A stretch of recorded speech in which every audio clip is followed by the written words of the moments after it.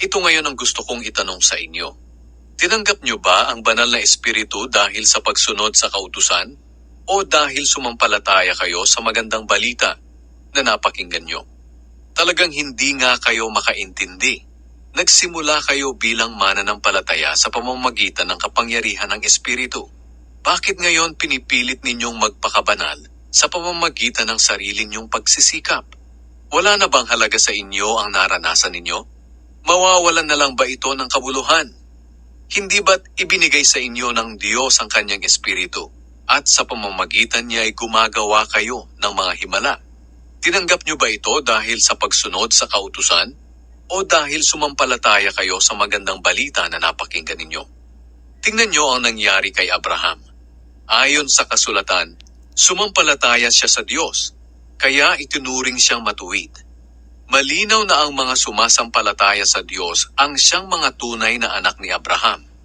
Noon pa man, sinasabi na sa kasulatan na ituturing na matuwid ng Diyos ang mga hindi Hudyo sa pamamagitan ng pananampalataya nila. At ang magandang balitang ito'y ipinahayag ng Diyos kay Abraham nang sabihin niya, "Pagpapalain ko ang lahat ng bansa sa pamamagitan mo." Sumampalataya si Abraham sa Diyos at pinagpala siya.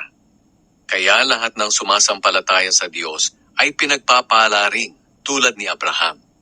Ngunit ang lahat ng umaasang maituturing na matuwid sa pamamagitan ng pagsunod sa kautusan ay isinumpa na ng Diyos.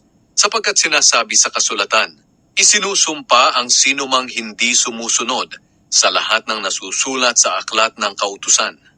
Malinaw na walang taong ituturing na matuwid sa harap ng Diyos sa pamamagitan ng pagsunod sa kautusan.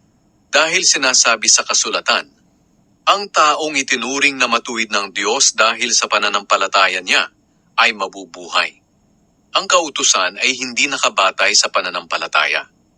Sapagkat sinasabi sa kasulatan, ang nagnanais mabuhay sa pamamagitan ng kautusan ay kailangang sumunod sa lahat ng iniuutos nito. Ngunit hindi natin masunod ang lahat ng iniuutos ng kautusan, kaya sinumpa tayo ng Diyos. Pero ngayon, tinubos na tayo ni Kristo sa sumpang ito. Sinumpa siya alang-alang sa atin. Dahil sinasabi sa kasulatan, isinumpa ang sinumang binitay sa puno.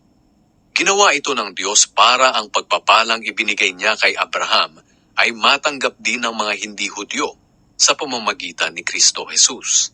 At para matanggap natin ang ipinangakong espiritu sa pamamagitan ng pananampalataya.